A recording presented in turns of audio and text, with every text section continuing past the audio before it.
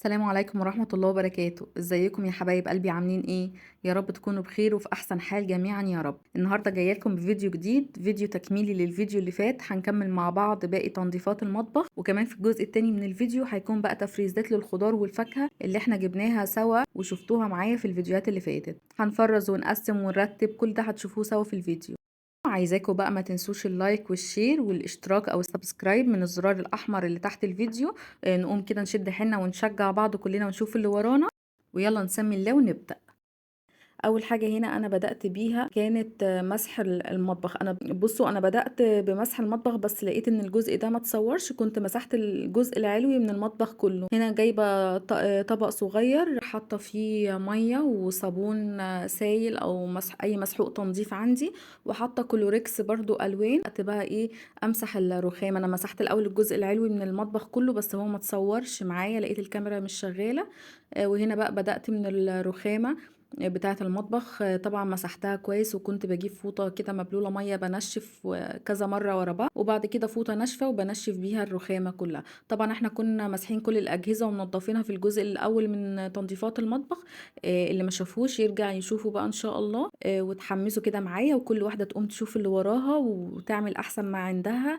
إحساس النظافة بجد بيبقى جميل أوي، بيدي طاقة إيجابية حلوة أوي. هنا أهو زي ما انتم شايفين أنا عملت الخطوات دي كلها في الجزء العلوي من المطبخ زي ما قلت لكم ايه في الاول. خلصت الجزء اللي على اليمين ده كله، وبدات بقى ادخل على البوتاجاز. كنا منضفينه برضو سوا في الجزء الاول. شلت الستيكر او الورق الخلفي اللي انا حاطاه ورا البوتاجاز. طبعا انتوا هتلاحظوا ان انا شايله الغطا اللي هو الازاز اللي بيكون في البوتاجاز نفسه يعني. انا شايلاه لان طبعا لو فضل موجود هيبقى مغطي لي الشباك، وطبعا الشباك ده هو التهويه الوحيده اللي موجوده في المطبخ. فاضطريت ان انا اشيل الكفر، وطبعا الدهون بقى بتترسب على الشباك ده، فلازم كل فتره كده نرش بقى باور اي حاجه مذيبه للدهون كده مع شويه صابون مواعين او صابون سائل والليفه، وندعك بقى ايه اي ترسبات دهون او اي دهون مترسبه بقى، سواء على الشباك نفسه او على الشفاط الهرمي او على الشفاط العادي يعني. فطبعا ده روتين لابد منه يعني.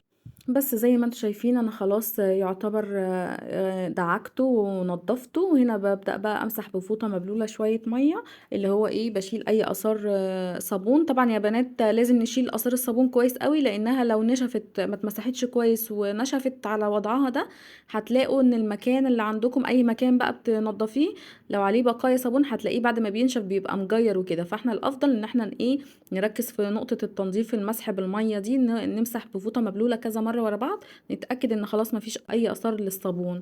طبعا هنا زي برضو ما انتوا شايفين بدأت بقى ايه امسح الحيطة اللي ورا المطبخ نفسها. انا بمسحها باستمرار، فبتلاقي مش عليها دهون كتير، بس برضو لازم الباور زي ما قلت والليفة الخشنة كده بالصابون، ونمسح بقى ايه المنطقة دي كويس من اي ترسبات دهون.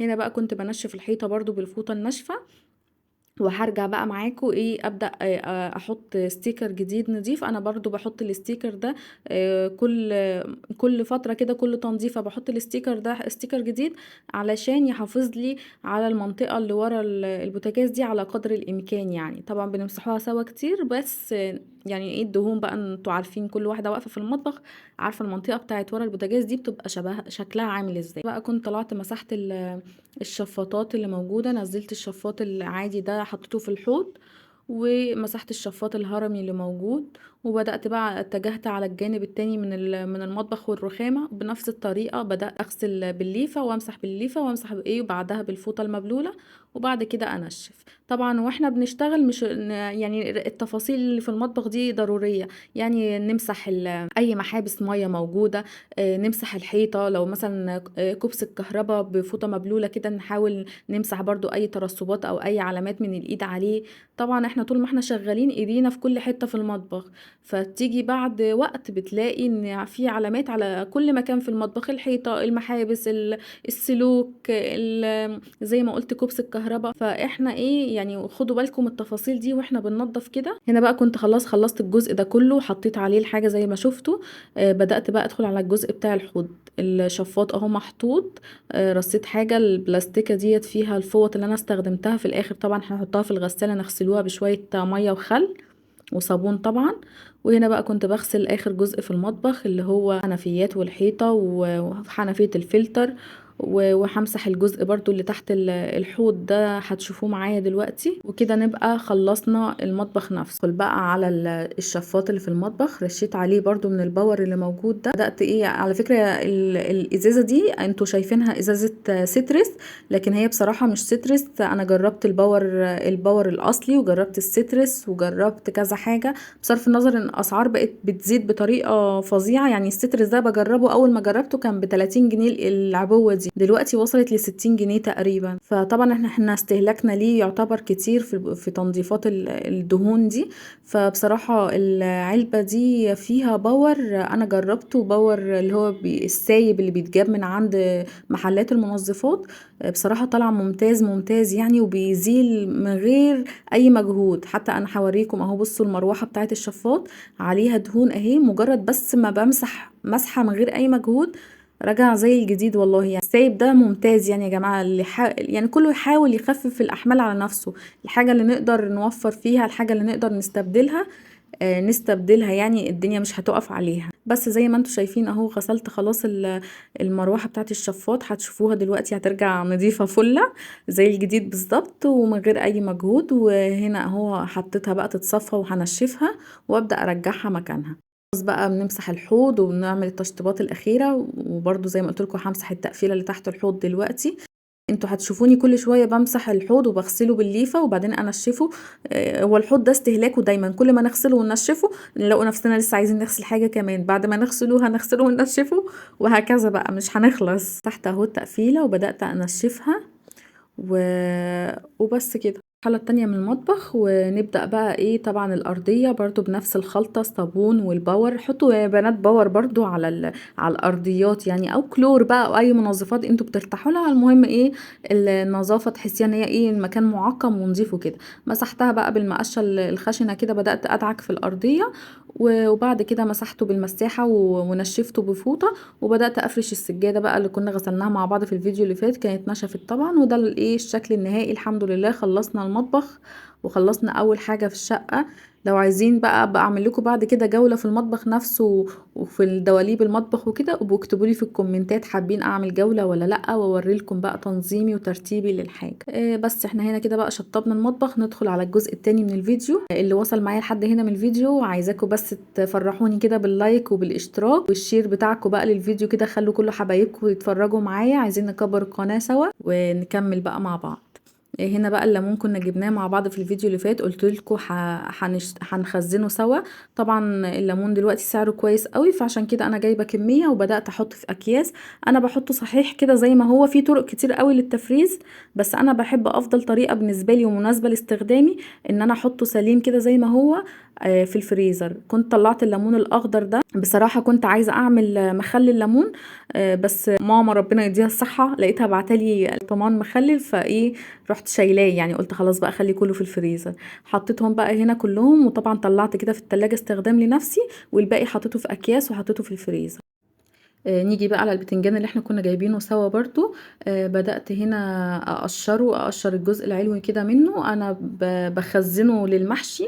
بخزنه بطريقة لطيفة يعني، وبيطلع زي الجديد، لا بيجلد ولا بينشف ولا بيحصل اي مشاكل. اهم حاجة في التفريز ان احنا نبقى مفرزين بطريقة نظيفة، وما نركنش الحاجة عندنا لحد ما تبوظ، فاهمين، او لحد ما تدبل. لا، كل حاجة وهي طازة كده اول باول نخزنها ونبقى مقفلينها كويس وطريقة نظيفة. بجد الحاجة بتطلع نظيفة وحلوة وكأنها طازة. هنا بقى كنت جبت كمية كده، قسمتها، طلعت منها البتنجان الصغير ده خليته على جنب، واخدت بقى الكبير الحلو اللي بينفع في المحشي. بدأت انضفه هنا واخدت اهو جزء هنبدأ بقى نقور فيه. التقوير ده زي ما قلت هاخد منه شوية اخزنهم في الفريزر، يبقوا تحت ايديا في اي وقت انا حابة اعمل محشي. ما بقاش بقى لسه شايله هم ان انا اجيب من السوق او اقور او احضر واخد وقت طويل. لا، الحاجه بتبقى جاهزه عندي في الفريزر، اطلع على الايه، على الحشو والاكل على طول. واخدت جزء بقى عملته برضو في نفس اليوم. يعني هناكله باذن الله محشي في نفس اليوم. والجزء التالت اللي انا طلعته اللي هو الصغير الحلو وهنحمره ونحشيه سوا. بتنجان بالدقه كده هتشوفوه معايا. انا بقى كنت قورت خلاص الكميه كلها. طبعا قلب البتنجان كده والفارغ بتاعه كده انا مش برميه، بحطه في كيس وغيري بيستفاد بيه. تمام. هنا بقى جيت على الحوض وشطفت بقى كل الكميه اللي عندي من جوه ومن بره. شطفتها كويس قوي وهسيبها بقى تتصفى على جنب كده تتصفى بقى براحتها. دخلت بقى على الفلفل الالوان اللي كنا جايبينه، ما كانش بساعتها في فلفل احمر فجبت الفلفل الاصفر ده. والمره الجايه ان شاء الله لما يتواجد فلفل احمر نبقى نجيبه. انا برضو بحب اخزنه عندي هنا، يبقى تحت ايديا نعمل شاورما، نعمل خضار، نعمل اي طاجن كده يحب الالوان. والفلفل الالوان طبعا مفيد جدا وطعمه كمان حلو قوي، وخصوصا يعني لو في اطفال بيبقى مسكر كده وحلو بيحبوا ياكلوه. وبيبقى برضو مفيد قوي في الاكل. هنا بقى بقطعه كده بشكلين، الشكل الطويل ده مثلا لو في شاورما او حاجة، وبرضو بقطعه بالشكل التاني اللي هو يبقى مكعبات او مربعات كده زي ما هوريكم انا هو اتعاملت معاكم. وهكمل بقى شوية الباقيين مع نفسي. كنت بقى خلاص حطيتهم اهو في الاكياس كل كمية كده حسب احتياجي. وبدأت بقى اهو بصوا كميات كده. طبعا نطلع اي هوا في الكيس ونلفه كده بلفة تبقى ما فيهاش هوا وتبقى متبططة وحجم واحد ومقاس واحد، بحيث ان هو ما ياخدش مساحة في الفريزر. وكمان لما نعوز نطلعه يكون يسهل الفك، يعني ما يبقاش بقى ماسك في نفسه جامد قوي مش عارفين نطلع من بعض وكده. بس جبت بقى الاطباق الفل دي وبدأت بقى احط ارص فيها البتنجان اللي احنا قورناه سيبناه يتصفى على جنب حسب الاكله، يعني كل طبق على حسب الاكله بتاعتي. هنا اهو برصه كده برضو زي ما قلت لكم رصه مظبوطه، بحيث ما تاخدش مكان وما يبقاش متجمد على وضع كده، على وضع صعب فكه يعني. لا بنقسمه كده بطريقه تبقى حلوه. وطبعا برضو نقفل كويس التهويه يعني طول ما احنا قافلين كويس هتلاقوا نتيجه حلوه قوي لما تطلعوه كانه جاهز. لكن بقى حاطين في كيس، حاطين مش مقفلين كويس وكده، هتلاقيه بقى دبلان ودايب ومرطب ومش حلو. ده بقى الشوية اللي انا كنت سايباهم على جنب. شطفتهم برضو هنا وغسلتهم معاكم. وبدأت بقى بالسكينة رفيعة كده افتح بالطول في البتنجان نفسه. دول بقى هاخدهم معايا كده هحطهم برضو ينشفوا شوية كده، وبعد كده نقليهم في الزيت مع بعض. كنت جايبة كوسة برضو، حطيتها في المصفى في الحوض برضو، وبدأت اشطفها وانا واقفة كده قلت انضفها بالمرة وانا واقفة على الحوض تحت المية يعني. قطعت الراس بتاعها. انا بقول لكم التفاصيل علشان البنات الجديدة، في بنات مثلا بتبقى ملهاش في المطبخ، عروسة لسه جديدة مش عارفة تتعامل. يعني انا كنت في نفس الوضع ده، انا كنت متجوزة ما بعرفش اعمل اي حاجة في اي حاجة، ما اعرفش اي حاجة خالص. فتعلمت كده واحدة واحدة، والفيديوهات اللي زي دي كنت بتعلم منها. عشان كده انا اتحمست بقى ان انا اعمل فيديوهات زي دي تعلم البنات كده بالتفصيل، تعلم اي مثلا معلومة بسيطة او تفصيلة بسيطة بتكون مهمة للبنات اللي ما بتعرفش حاجة في المطبخ زي حالاتي كده في الاول. برضو لحد دلوقتي بتعلم ولسه مش شاطره اكتر حاجه، بس ادينا بنتبادل مع بعض المعلومات. الشويه من الكوسه اللي انا هعملهم محشي بجيب المقوار كده وابدا بقى بالجزء اللي هو فيه بيبقى جزء ناعم وجانب تاني مش ناعم، او ببدا بقى اعمل بيه علامات كده في الكوسه. بيبقى شكلها حلو قوي، بتشيل طبعا القشره الخارجيه دي وبيبقى شكلها حلو قوي في المحشي. والجزء التاني من الكوسة هعمله بقى اقطعه كده تقطيعة الصواني او الطبيخ، يعني زي ما انتم شايفين كده شرناه وقطعناه نحطه في الفريزر. اللي انا عملته للمحشي هناكلوه في نفس اليوم باذن الله. بس ادي راسته اهي على مهلك، وطبعا تقفلي برضو الطبق كويس زي ما اتفقنا. وعلى الفريزر. جينا بقى على البتنجان اللي احنا كنا حاطينه على جنب كده يتحمر اهو، حمرته في الزيت سبته يتحمر. جبت طبق صغير حطيت فيه هريسة شطة، كانت عندي معلقتين هريسة شطة على معلقتين توم برضو كنت مخزناهم في الفريزر. معلقة ملح، معلقة برضو كمون، عصرة ليمونة كده وشوية خل. ونقلب كل ده مع بعض. وخلاص البتنجان كان اتحمر، ما بياخدش 3 4 5 دقايق بالكتير قوي يعني، بس نقلب من الجنب للجنب. هنا جبناه وطلعناه بره يبرد شويه يهدى بس نعرف نمسكه. وبدات بقى بمعلقه من الفتحه اللي احنا كنا عاملينها في الاول نحشيهم كده. حلوه قوي قوي، بينفع جنب الاكل، جنب الطبخ، في الفطار مثلا جنب الفول والطعميه، في الغدا جنب مثلا طبق باميه كده بيبقى تحفه وجميل.